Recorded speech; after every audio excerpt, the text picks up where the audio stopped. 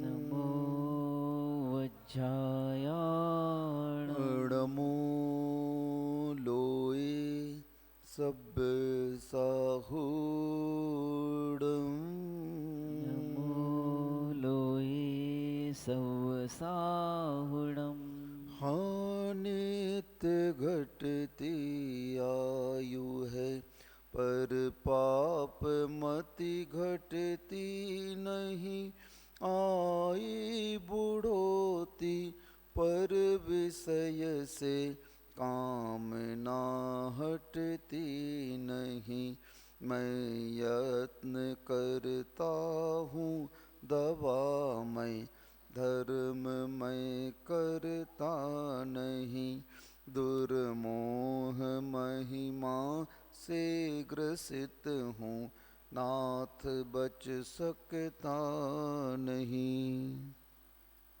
कुंडलपुर के बड़े बाबा की, मूलनायक श्री चिंतामणि पार्श्वनाथ भगवान की, परम पूज्य आचार्य प्रवर से विद्यासागर जी महामुनिराज की, परम पूज्य इंद्रियापक मुनि श्री समता सागर जी महाराज की, पूज्य मुनिवर श्री महासागर जी महाराज की, मुनि संघ की। 6 द्रव्यों में जीव द्रव्य को कर्ता कहा है, शेष द्रव्य उसके सहयोगी कहे गए हैं। जीव द्रव्य के लिए सारे द्रव्यों का उपकार है। जीव द्रव्य के लिए सभी द्रव्यों का उपकार है, लेकिन जीव द्रव्य का किसी भी द्रव्य पर उपकार नहीं होता है। समझ में आ रहा है? आप एहसान फरामोश हो। कौन हो आप? एहसान फरामोश हो। 5 द्रव्य आपका सहयोग कर रहे हैं, आपके ऊपर उपकार कर रहे हैं, लेकिन आप इस उपकार के बदले में उन्हें कुछ भी नहीं दे रहे हो। उनकी कोई इच्छा नहीं है, उनकी कोई डिमांड नहीं है, वो ये भी नहीं चाहते कि आप मुझे थैंक्स कहें। लेकिन तुम्हारा क्या कर्तव्य है मुझे बताओ पहले। तुम जीव हो, संसार अवस्था में कोई थोड़ी सी हेल्प कर देता है, मदद कर देता है, तो एहसान तले दब जाते हो कि इसने मेरी मदद की, बहुत हेल्प की।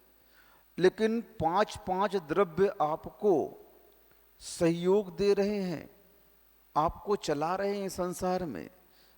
हर द्रव्य के उपकार के बारे में लिखा तत्वार सूत्र में, जीव द्रव्य के उपकार के बारे में कुछ नहीं लिखा।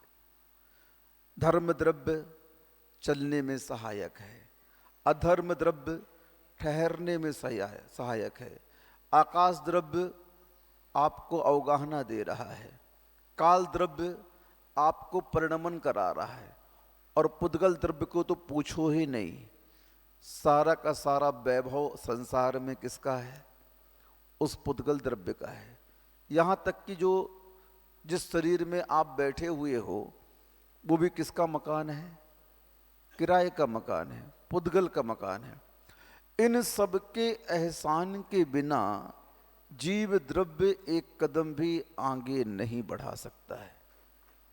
लेकिन देखो, इन सब के उपकार को सबसे ज्यादा अनदेखा जीव द्रव्य कर रहा है।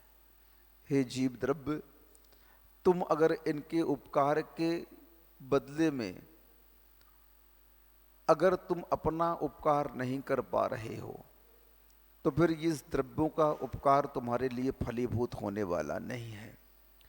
पुद्गल का उपकार बता दिया, सुख दुख जीवित मरणोपग्रहाश्च।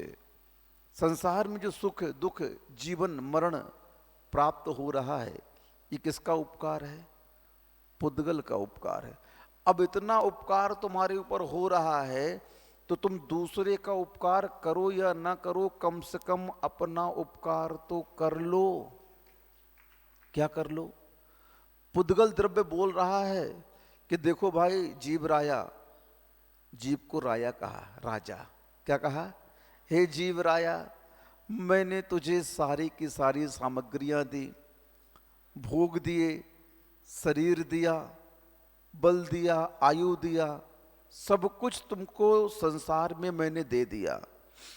अब कम से कम तू अपना कल्याण तो कर ले, क्योंकि इस पर्याय में अगर तू अपना कल्याण नहीं कर पाया तो अन्य पर्यायों में तू अपना कल्याण नहीं कर सकता।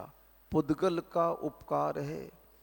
पुद्गल आपको बार बार समझा रहा है, बार बार आपको अलर्ट कर रहा है, सावधान कर रहा है कि जिस दिन मैं अपनी संपत्ति खींच लूंगा ना, उस दिन तू कहीं का नहीं रहेगा। कुछ भी नहीं कर सकता तू मेरे बिना, क्योंकि 4 द्रव्य तो निष्क्रिय हैं और सक्रिय द्रव्य कितने हैं? जीव और पुद्गल, ये परिणमनशील हैं और इनके परिणमन में जीव द्रव्य अगर लाभ नहीं उठा पाया तो फिर इस संसार में तुम कभी भी अपना कल्याण नहीं कर सकते। संसार का सारा वैभव एक इंद्री का है। किसका है? एक इंद्री का वैभव है। और उस एक इंद्री के वैभव में तुम अपने स्वरूप और स्वभाव को भूल चुके हो।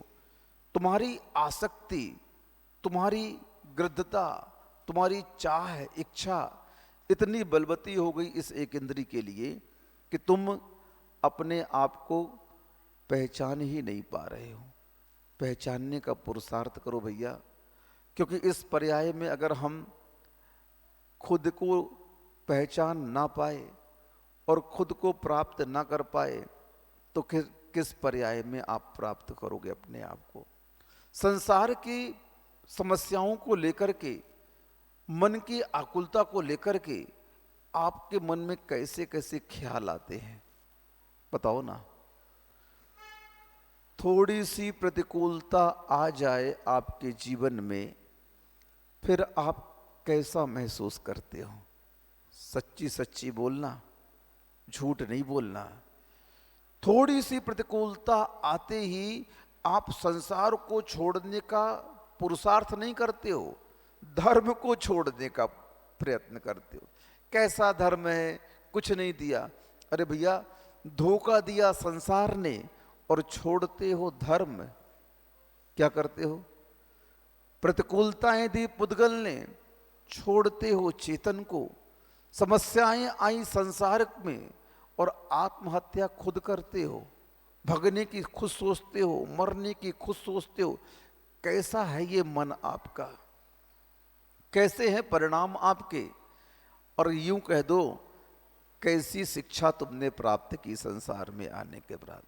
इतना पढ़ लिख गए और पढ़ने लिखने के बाद में तुम अभी ये निर्णय नहीं कर पा रहे हो कि इस संसार में आकर के मुझे करना क्या है। मात्र संसार के पदार्थों, वस्तुओं और संबंधों की ओर ही दृष्टिपात है। आचार्य कहते हैं, सम्यक दर्शन प्राप्त होने के उपरांत वह सम्यक दृष्टि आज्ञा विचय धर्म ध्यान का स्वामी हो जाता है। और आज्ञा विचय के अंतर्गत ये कहा गया, क्योंकि धर्म ध्यान की शुरुआत कहाँ से होती है? चौथे गुण स्थान से। कहाँ से होती है? जब सिद्धांत ग्रंथों को देखते हैं तो धर्म ध्यान का स्वामी कौन बनता है? मिथ्या दृष्टि गुण स्थान में 2 ध्यान होते हैं, आर्त ध्यान और रौद्र ध्यान। आर्त और रौद्र ध्यान के माध्यम से कभी भी यह जीव अपना कल्याण नहीं कर सकता है। आर्त ध्यान क्या है? रौद्र ध्यान क्या है? हिंसानंदी, मृषानंदी, चौर्यानंदी, हिंसानंदी, इनमें विशेष रुचि लेना, विशेष तौर से अपने परिणाम को इसमें लगाना और इसमें अपने आप को खुश मानना। वो कौन सा ध्यान है? रौद्र ध्यान। नियम से नरक निगोद का कारण है। आर्त ध्यान इष्ट वियोग, अनिष्ट संयोग, पीड़ा चिंतन, निदान बंध। ये कहाँ चलेंगे? आर्त ध्यान का गुण स्थान निदान बंध को छोड़ करके शेष 3 आर्त ध्यान पहले गुण स्थान से लेकर के 6ठे गुण स्थान तक चलते हैं। कहाँ तक चलते हैं? इनका स्वामी पहले गुण स्थान से लेकर 6वें गुण स्थान वर्ती होता है। निदान बंध 5वें गुण स्थान तक चलता है। अब आए धर्म ध्यान की बात। धर्म ध्यान की शुरुआत चतुर्थ गुण स्थान से होती है। आप सम्यक दृष्टि बने कि नहीं बने, ये आप परिभाषाओं से अपने परिणामों को कंपेयर कर लें। क्योंकि जैन दर्शन ने प्रत्येक तत्व के लिए परिभाषित किया है। विश्व का एक ऐसा दर्शन है जहां भगवान को भी परिभाषा के अंतर्गत रख दिया, शास्त्र को भी लक्षण के अंतर्गत रख दिया, गुरु को भी लक्षण बता दिए। कौन गुरु होगा, कौन शास्त्र होगा, कौन देव होगा, सारे के सारे लक्षण आगम में व्यवस्थित बताए गए हैं। इन लक्षणों के आधार पर आपके लिए कह दिया, श्रावक के लिए, इस लक्षण को पहचानो और ये लक्षण जिसमें पाए जाएं उन्हें भगवान मानो, उन्हें शास्त्र मानो और उन्हें गुरु मानो। और तुम्हारे भी लक्षण रख दिए, सुन रहे हो? ज्यादा होशियार मत बनो, मूड हिला रहे गैयों के जैसे। हाँ, ये बैलों के जैसे मूड मत हिलाओ, समझने का प्रयत्न करो। हर चीज के लक्षण है, हमारे लक्षण रख दिए।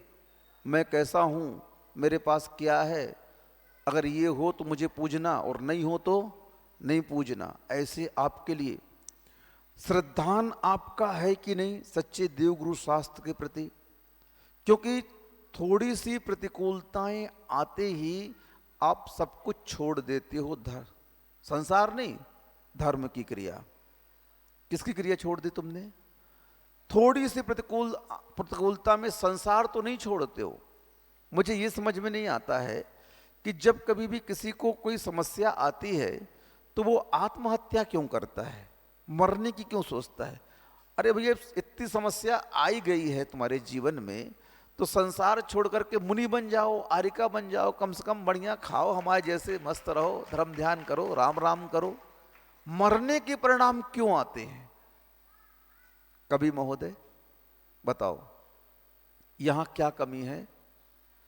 महाव्रती बनने में क्या कमी है?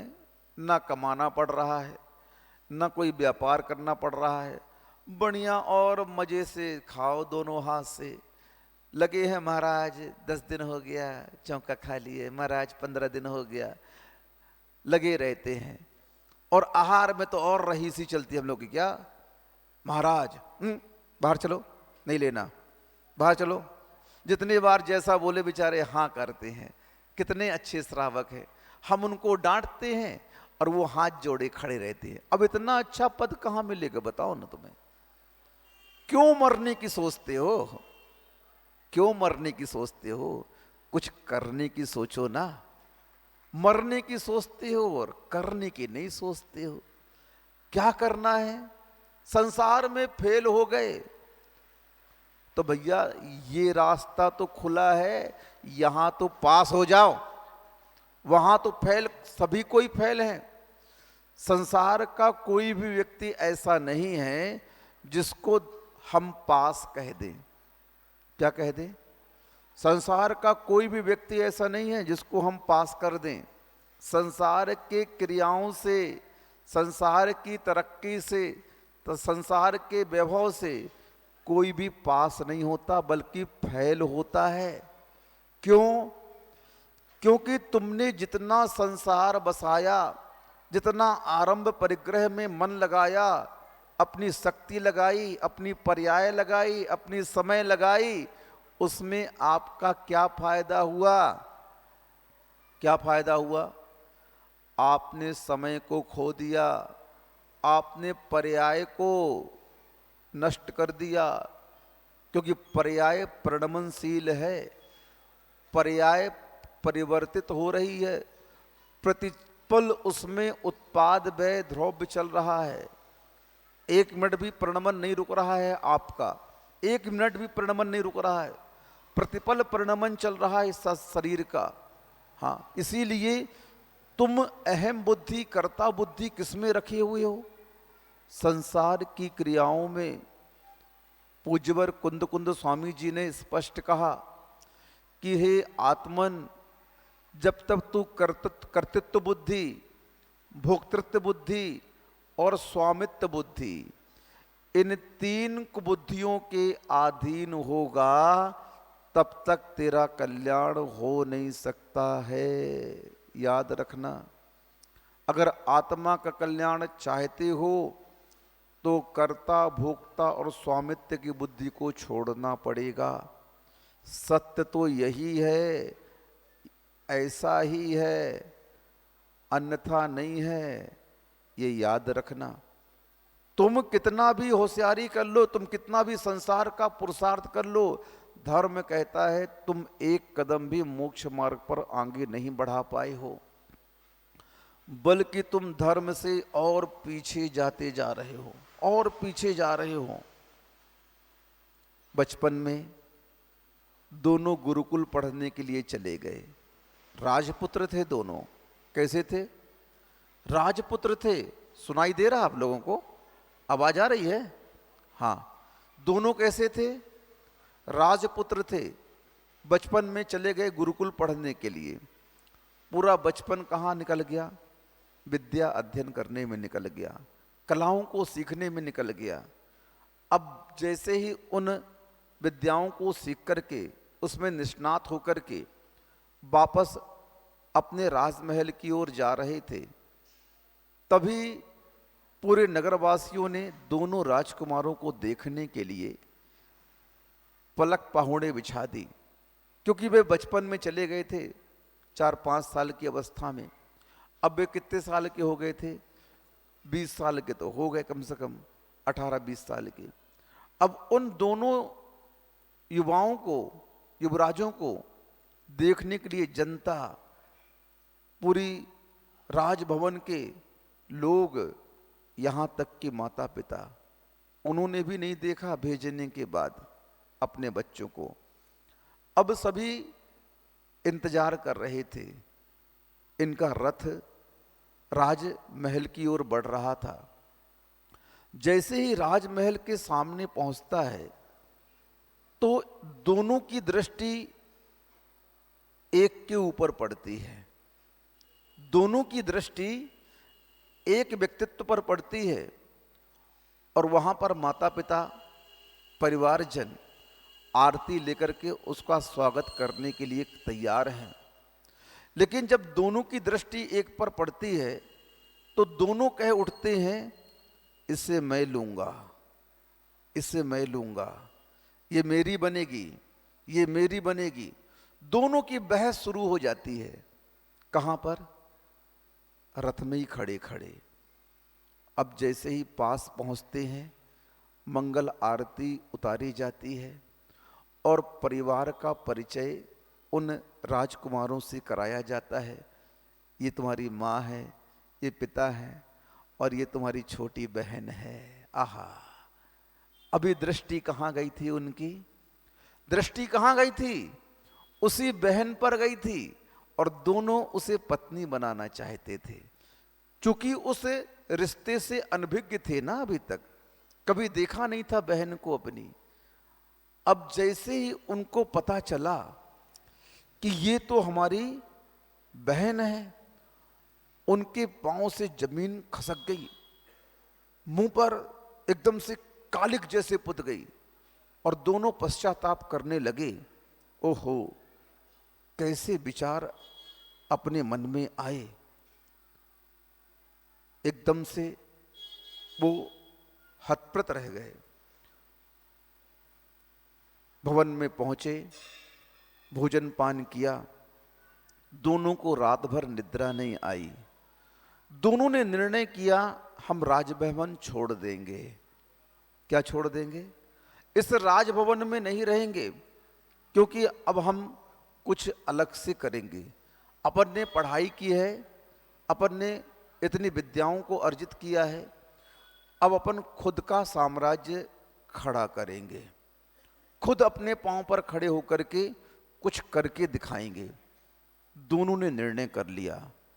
निर्णय करने के उपरांत अपने माता पिता को उन्होंने कहा, महाराज, हम लोग कुछ समय चाहते हैं आपसे, और जो विद्या आपने हम लोगों को सिखाई, जो आपने हम लोगों को पढ़ाया गुरुकुल भेज करके, जो हमने सीखा वहां पर अब उस विद्या का हम प्रयोग करना चाहते हैं और अपना साम्राज्य अलग बनाना चाहते हैं। दोनों भाई निकले और निकल करके राज्य के बाहर, राज्य की सीमा के बाहर एक दोराहे पर खड़े हो गए। दोनों ने बोला, ठीक आज से 12 वर्ष बाद अपन यहीं पर मिलेंगे और देखेंगे किसने क्या प्राप्त किया। कितने वर्ष बाद? ठीक 12 वर्ष बाद अपन यहीं पर मिलेंगे और देखेंगे किसने क्या प्राप्त किया। क्योंकि संसारी प्राणी की चाहत क्या होती है मुझे बताने की आवश्यकता नहीं है। आप लोग संसार में हो, आपकी सोच कितनी है? कितनी है आपकी सोच? मात्र अपने तक सोच रखते हो आप चिंता भी करते हो तो किसकी करते हो? मात्र अपने और अपनों की करते हो, दूसरे की आपको चिंता भी नहीं। यानी आप स्वयं देखिए अपने परिणामों को कि आप कितना नैरो माइंड है, कितनी संकीर्ण बुद्धि है आपकी, कितने स्वार्थ से भरे हुए हैं आप। सोचते भी हो तो अपने बारे में, करते भी हो तो अपने बारे में, दूसरे के लिए तुमने कभी भी कुछ नहीं किया। क्या परोपकार के कार्य किए जीवन में? जब दृष्टिपात करो अपने जीवन में तो कभी भी एक आध ऐसे निकल जाएं तो कभी किसी की हेल्प की हो तो की हो, बाकी 90% जीवन कैसा व्यतीत होता है? सोच कैसी रहती है? बस अपने ही विकास की सोच रहती है, अपनी ही तरक्की के बारे में सोचते रहते हो, पर के बारे में तो कभी हमने चिंतन ही नहीं किया। धर्म की शुरुआत यहीं से होती है, जब अपनी सोच को हम विस्तृत बनाते हैं। तीर्थंकर प्रकृति का बंध कैसे होता है? मात्र पर के कल्याण की भावना करने से। किसकी भावना करने से? सामने वाले का कल्याण हो या ना हो ये बात अलग है, लेकिन देखो तो अपन भावना करने में भी कितने दरिद्र हैं कि जिस कार्य में कोई पैसा नहीं लगना, मात्र परिणामों को उस दिशा में बहा देना है, मात्र परिणाम करना है। तो आपके परिणाम भी कितने गरीब हैं कि ऐसे परिणाम नहीं हो पा रहे हैं कि भगवान सब जीवों का कल्याण हो। णमोकार मंत्र से तीर्थंकर प्रकृति का बंध नहीं होता। णमोकार मंत्र से तीर्थंकर प्रकृति का बंध नहीं होता। तुम्हारा कल्याण हो जाएगा, पुण्य का आश्रय हो जाएगा, पाप आपके धुल जाएंगे, महामंत्र है। लेकिन तीर्थंकर प्रकृति का बंध नहीं कराएगा ये महामंत्र। कौन सा महामंत्र तीर्थंकर प्रकृति का बंध कराता है? भगवान सबका कल्याण हो, भगवान सबका कल्याण हो, भगवान सबका कल्याण हो। ये परिणाम तीर्थंकर प्रकृति का बंध कराते हैं। सोच लो आप, णमोकार मंत्र स्वयं का कल्याण करता है। ये तो स्वयं का भी कल्याण करेगा और पर का भी कल्याण करेगा। इस भावना से अछूते मत रहो। इसीलिए बार बार कहा जाता है इन भावनाओं को भाते रहे। पर के कल्याण की भावना करते रहो, विश्व के कल्याण की भावना करते रहो, उसमें तुम्हारा कल्याण तो अपने आप हो ही जाएगा। तुम विश्व से अलग हो क्या? संसार से अलग हो क्या? बोलो तो, इसी संसार में तो हो। क्या समस्याएं तुम्हें नहीं आती क्या? परेशानियां नहीं आती क्या? समस्याएं तो पार्ट ऑफ लाइफ है। क्या है? समस्याएं तो जीवन का हिस्सा है, पार्ट ऑफ लाइफ है। लेकिन इस समस्याओं में, इन समस्याओं के बीच में जो जीता है वह आर्ट ऑफ लाइफ है। वो क्या है? समस्याएं पार्ट ऑफ लाइफ हैं और इन समस्याओं के बीच में जो जीवन जीता है उस जीवन जीने की कला को कहते हैं आर्ट ऑफ लाइफ। जीवन जीने की कला। धर्म और कुछ नहीं सिखाता, धर्म जीवन जीने की ही कला सिखा रहा है। कैसे जिए, कैसे बैठे, कैसे उठे, कैसे खाएं, कैसे देखें, कैसे सोचे, कैसे बोलें, कैसे करें, धर्म इतना ही तो सिखा रहा है तुम्हें। जैसे अपने बच्चों को आप सिखाते हो बेटा ऐसे बोलो, ऐसे करो, ऐसे खाओ, ये बैड मैनर्स। कैसा मैनर्स है ये? बैड मैनर्स, अच्छे मैनर्स नहीं है, अच्छी आपकी एक्टिविटीज नहीं है, अच्छे से बोलो। दी सेम प्रक्रिया धर्म की है। धर्म भी यही बोलता है। मूलाचार में हम लोग के लिए कह दिया, यदि तुम अयत्नाचार पूर्वक प्रकृति कर रहे हो, यदि तुम अयत्नाचार पूर्वक प्रवृत्ति कर रहे हो, तो तुम्हें पाप का बंध होगा, भले जीव मरे या ना मरे। और तुम यत्नाचार पूर्वक प्रवृत्ति कर रहे हो और कोई जीव की हिंसा भी हो गई, तो उस हिंसा का दोष तुम्हें नहीं लगेगा, क्योंकि तुम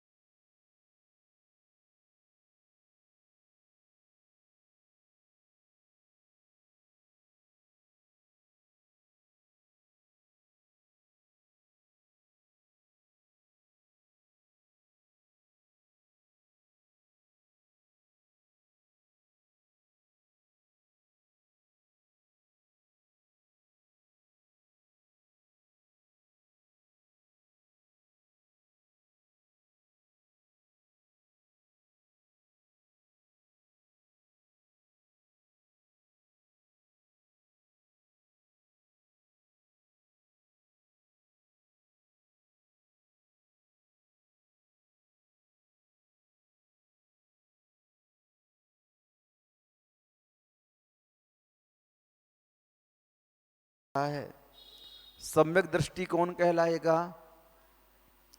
जो जिनेंद्र भगवान की आज्ञा का पालन करेगा और जिनेंद्र भगवान की आज्ञा में जिस बात का निषेध किया गया, जो कार्य करने के लिए मना किया गया, उसे अगर आप करोगे तो आप मिथ्या दृष्टि कहलाओगे। जिस कार्य को करने के लिए कहा गया है उस कार्य को नहीं करोगे तो भी आप मिथ्या दृष्टि कहलाओगे। जो कार्य करने के लिए नहीं कहा गया उसको करोगे तो क्या कहलाओगे, और जो कार्य करने के लिए कहा गया उसको नहीं करोगे तो क्या कहलाओगे, मिथ्या दृष्टि। अब आप अपने जीवन में इस परिभाषा के अनुसार तय कर लें आप कौन हैं। अब देखो, मैंने पहले कहा प्रत्येक तत्व की परिभाषा दी गई है। गुरु कौन है, देव कौन है, शास्त्र कौन है, मुनि कौन है, श्रावक कौन है। तो श्रावक की कोटि में आप कब आओगे बताओ भैया। ओ जैन साहब, टाइटल के जैन हो, लेबल के जैन हो शिष्य के, कि उस लेबल शिष्य की लेबल में कुछ अंदर वही माल भरा है कि नहीं भरा है। मात्र ऊपर का लेबल चिपका दिया कुछ और अंदर माल भरा है कुछ और। ऐसा आपके साथ तो नहीं हो रहा। ऊपर से टाइटल लग गया जैन साहब और अंदर से क्या है, आप क्या है अंदर से पता नहीं, अंदर से क्या है, क्योंकि अभी पता ही नहीं चला हमको धर्म क्या होता है, सम्यक दर्शन क्या होता है। यहीं पर बहुत सारे श्रावक हैं हदाईपुरा से लेकर के बेगमगंज तक के, जिन्होंने अभी चारों महाराज के दर्शन ही नहीं किए होंगे। होंगे ना? नहीं निकल जाएंगे? निकल जाएंगे यहीं पर बेगमगंज में। अब बताओ कितने धार्मिक व्यक्ति हैं, कितने जागरूक श्रावक हैं, कितने जागरूक हैं। संघ आया है और दर्शन करने भी नहीं जा पा रहे। कितना व्यस्त हैं संसार के कार्यों में। ओहो, पूछो मत। धर्म कहता है मुझसे इससे मतलब नहीं है। तुम सम्यक दृष्टि कब कहलाओगे? जब तुम हमारे अनुसार परिभाषा में, लक्षण में खरे उतरोगे। क्या उतरोगे? हमारी परिभाषा और लक्षण में खरे उतरोगे, तभी आपको उस पद को दिया जाएगा। नहीं तो उस पद के आप लायक नहीं हैं। टाइटल के जैन बने रहो, उससे कोई मतलब नहीं है। आप मंदिर आते रहो, पूजन करते रहो, धर्म कहता है मुझे इससे कोई प्रयोजन नहीं है। मुझे प्रयोजन है आपके उस त्रैकालिक परिणामों से। तात्कालिक परिणामों का हमें ज्यादा लाभ नहीं मिलता। तत्काल में परिणाम हो गए, लेकिन वो परिणाम तत्काल में होते ही समाप्त हो गए और बिगड़ गए, तो तात्कालिक परिणामों से कोई ज्यादा फायदा होने वाला नहीं है। साल भर में भदैया जैनी बनकर के धर्म कर लो, हाँ मिल जाएगा, मजदूरी तो है। क्या है? मजदूरी है। 3 प्रकार से व्यक्ति धर्म करता है। कितने प्रकार से? मजबूरी में, मजबूरी में, मजदूरी में और मजबूती में।